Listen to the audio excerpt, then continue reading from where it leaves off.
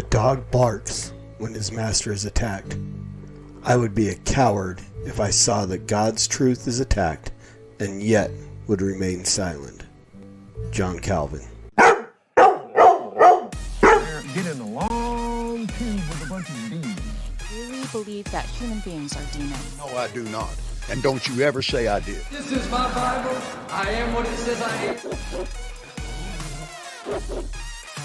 There's probably a balance between, I believe you have to know Christ, but I think He is. And someone knows this for sure. all of mankind is going to end up somewhere in heaven. My mission really is to just help people of faith, especially, to re-examine this issue, to realise the church has got things wrong in the past.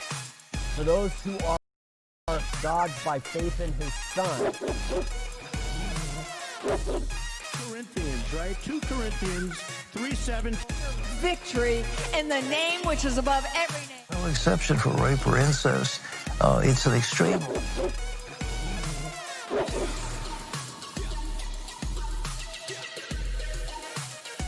Right now, bones, ligaments, tendons, in Jesus' name. Get out here right now.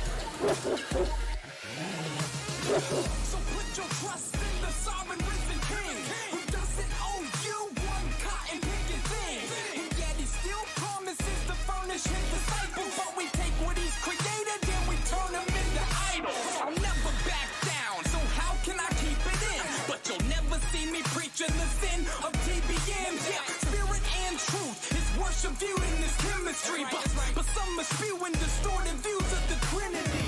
So with the enemy there, lies have been bought. Whether you like it or not, you will either get shot.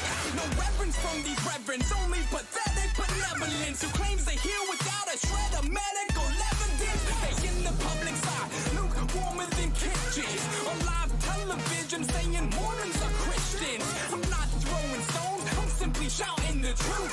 So if you never knew, now you're without an excuse. If you still wanna play with them cards, then let's run them. Cause even Satan speaks through others like Jeff Dunham. So who are you with? Denies a gray area. Don't make another preacher lie when they bury ya. If you're going to heaven and you know you ain't got no sin in your life, it's a good time to die. Hey, what's going on, everybody? Welcome back to the Master's Dog, episode 81.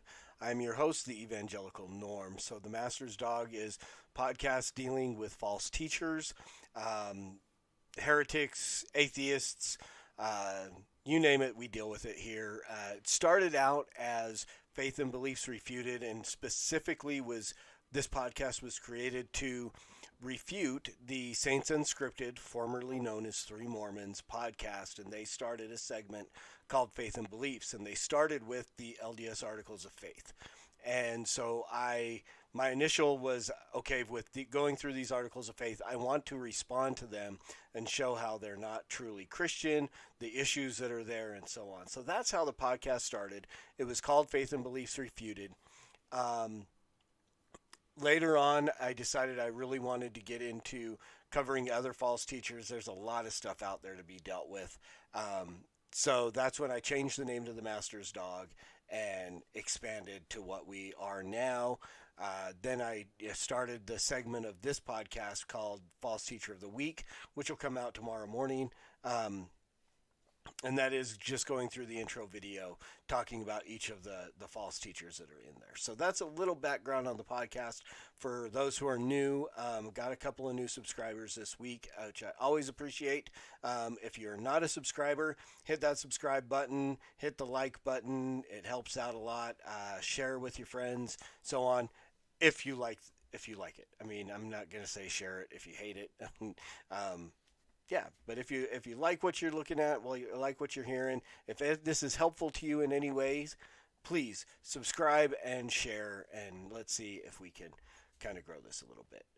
But that being said, we are back to our roots today. We are responding to Faith and Beliefs segment of Saints Unscripted. So again, they've gone far beyond the Articles of Faith, and now they're into all kinds of stuff. Some of these, and today's episode is one of those where I go, do I really even need to respond? Because it's really nothing, but I made a commitment to respond, and being a man of my word, I want to do that. So all that being said, we are going to let David talk about Joseph Smith and whether or not he was unconsciously or consciously a hypnotist, and if that's how he convinced people of the golden plates and so on. So let's let David talk, and we'll do what we do, and we'll stop him every once in a while and chat about it. Hey guys, so Joseph Smith claimed to translate the Book of Mormon from an ancient set of gold-colored metal plates, which he had in his possession. These plates were not on public... Okay, again, let's just make a reminder that it is fairly recently that these became called gold-colored in appearance plates, or whatever he just said. When I was a kid, member of the LDS Church, they were the golden plates. We were all convinced that they were made of gold until we realized, and they realized that it would be impossible for it to be made of gold and be carried the way that he said he carried it. But again, this is a new way of describing these, because to be golden plates would not work. So now they have to be golden plate type, or gold colored and appearance plate type things. Display for anyone to come and scrutinize. But 11 official witnesses and a handful of informal witnesses did testify throughout their lives that the plates were real. We've already done a bunch of episodes on those witnesses. Go watch them if you haven't yet. Despite their varying life circumstances. And I've responded to all of those episodes. So if you want to watch my response to those, go check them out. They will be within the purview of this podcast. They're going to be either listed under the Master's Dog or Faith and Beliefs Refuted. Circumstances, none of the official witnesses ever denied their testimony, even after excommunication from the church and alienation from Joseph Smith. In short, it's extremely difficult, even for many critics, to believe that all of these people were part of a lifelong conspiracy. Let me just mention one thing real quick, in the fact that he says that none of the witnesses, none of the official witnesses, ever recanted their testimony. I don't know that every one of them was ever asked. We know a lot of them apostatized from the LDS Church. They left. Some formed their own religion. Some went back. Some never went back. But I don't know that all of them, some of them still maintained that they saw the plates and so on. And again, he's going to get into something here that I don't agree with, but I'm not going to say that they did not see something. I just don't know that they saw these plates, and there are some explanations. But whether or not they were asked if they recanted them, some of them may have, and just it never became a public thing.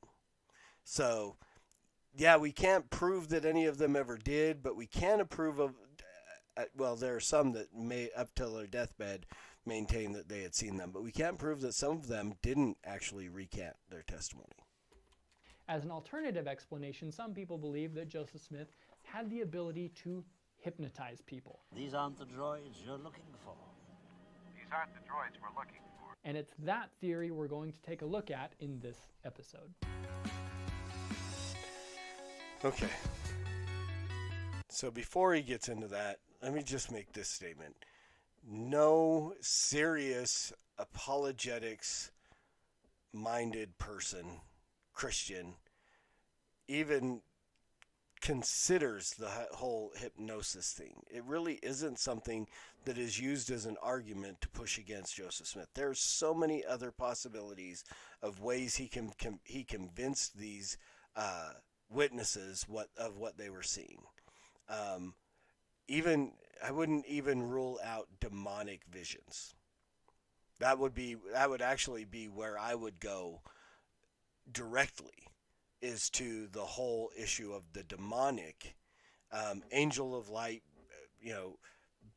devil, the book, I can't remember where it is in the Bible. I keep wanting to memorize this verse and I never do. But the Bible makes the statement, and I know it's there, I just can't remember where, that the devil disguises himself as an angel of light. That is literally how Joseph Smith described his first visitor, whether it was Nephi Moroni, because it all changed. But he described being visited by an angel of light. So ruling out the demonic is not something I would do, but the whole hypnosis thing is not something that that personally, and most of the Christian apologists that deal with Mormonism have ever seriously considered it. We've talked about it because it's been put out as a possibility, as a suggestion, but most of us don't think that it's actually anything worthwhile of dealing with. So, the popular anti-Latter-day Saint author Fawn Brodie wrote several decades ago that the official witnesses were not conspirators but victims of Joseph's unconscious but positive talent at hypnosis. More recently, Dan Vogel suggested something similar. Smith at least knew of the possibility of one person causing another to hallucinate, perhaps through strong suggestion or something like hypnosis. Initially, I was struck by the claim that not only was Joseph a highly skilled hypnotist, but that he became so unconsciously. Why unconsciously? Well, probably because Fawn Brodie was aware that even the term hypnosis wasn't a thing until a guy named James Braid introduced it in the 1840s, well after the witnesses had their experiences. Before that, in its less reputable and more primitive form, hypnosis was called animal magnetism or mesmerism. It was a pseudoscience used in the medical field that was believed to help relieve pain. It was first practiced by Franz Mesmer in Vienna and then Paris, where it gained the attention of King Louis XVI. The king ordered a team of scientists, including the famous American Benjamin Franklin, to look into the practice. Their subsequent 1784 report basically said, yeah, this isn't really a thing, which understandably hurt Mesmer's reputation quite a bit. Magnetism slowly regained its footing in France after a brief intermission for the French Revolution. In the United States, by contrast, the successful introduction of the practice by Charles Poyen was still 50 years out. So it would be fair to say that animal magnetism came to the United States as a falsehood before it appeared there as a truth.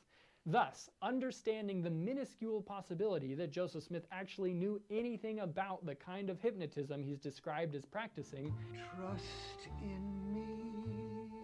I understand a little more why Fawn Brodie concluded, well, he must have been doing it unconsciously. Now, this brings up a lot of questions. Okay, let's just deal with this fact.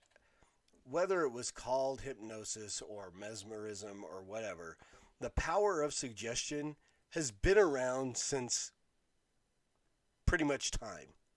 All right? Using the power of suggestion and so on, whether it was called hypnosis, this has been happening for millennia. Literally. I mean, I'm willing to guarantee it that Mesmer didn't invent it, and it existed in some form. So whether or not it was called hypnosis or mesmerism or animal magnetism or whatever, does not mean Joseph Smith could not have used the power of suggestion. Now, this is something, there's a difference between hypnosis and suggestion. And this is actually something that has been suggested and is fairly plausible, besides demonic vision or something to that effect, that the power of suggestion and the power, the fact that, given enough, because the rumors are and so on, is that Joseph forced these men to pray, and then when they didn't see it, they prayed more, and then they didn't see it, and they prayed more. And ultimately, either you end up at a place where, well, that's unfortunate. My telephone is ringing, and it's way over there, so I apologize for the phone in the background, but we're going to keep going. So it does not mean that he could not use the power of suggestion, and that the power of suggestion caused these men to see what they saw. It didn't have to be called hypnosis or anything like that. It literally could have been the power of suggestion, unknowing that, not that he did it unconsciously. He probably if he had the ability, he discovered it at some point in time and honed it. But just because the word didn't exist or this Mesmer guy, the power of suggestion has been around forever. For example, Mary Whitmer was visited by an angelic messenger and shown the plates while she was milking the cows. Joseph wasn't near her, and she was actually on the verge of kicking him out of their home because he went to skip rocks on his downtime instead of helping out with chores. Some explain her experience away by asserting that it was the result of post-hypnotic suggestion. If we're assuming Joseph's hypnotic power was unconscious, we're assuming that at some point he unconsciously hypnotized Mary Whitmer and then unconsciously suggested to her that milking the cows would be a great time to have a visionary experience. Or what about Emma Smith? She related that the covered plates lay on a small table in their living room in their cabin on her father's farm, and she would lift and move them when she swept and dusted the room and furniture. She even thumbed the leaves as one does the leaves of a book, and they rustled with a metallic sound. Faced with these kinds of casual, matter-of-fact witnesses, even Fawn Brodie saw that hypnosis wasn't going to cut it. She wrote, perhaps Joseph built some kind of makeshift deception, and thus the plot thickens even further. The grand irony is that many of those who refused to believe the plates existed due to a lack of evidence very quickly turned to other theories that quite noticeably lack evidence. There's no evidence that Joseph had the resources, ability, or stealth to secretly forge a set of fake plates. There's no evidence of a mysterious blacksmith lurking behind the curtain that just decided to keep his mouth shut for his entire life. And if Joseph did just tape some tin foil to a brick or something like that, which is also contrary to the evidence, but we'll roll with it, leaving that out in the open covered only by a cloth is probably not the best way to keep a secret. That idea is just the worst. It's also worth noting that many of the witnesses were still alive when these hypnotism theories started to appear. One skeptic suggested to David Whitmer that he had simply been moved upon by some mental disturbance or hallucination, which had deceived him into thinking he saw the plates. David replied, "No, sir, I was not under any hallucination, nor was I deceived. I saw with these eyes and heard with these ears. I know whereof I speak." But you are certainly free to believe as you see fit. It's not the first nor the last time people will point at hypnotism to shrug off these kinds of events. In fact, some people, like author Ian Wilson, use the same reasoning to shrug off the miracles of Christ. That's the deal with witness testimony. It's up to you to decide whether you believe it or not.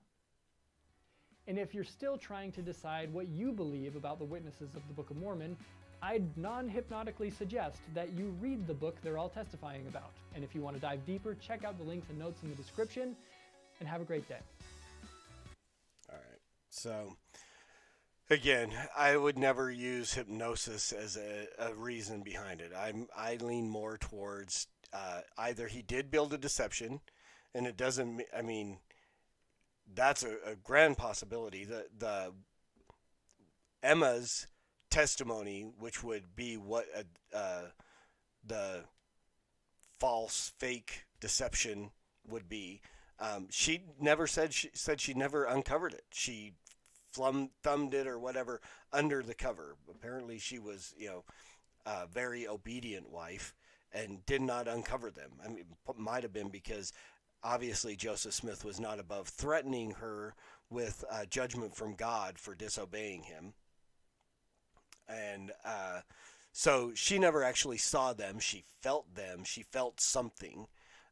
Very well could have been fake. And the witnesses all claim they saw with the eye of faith.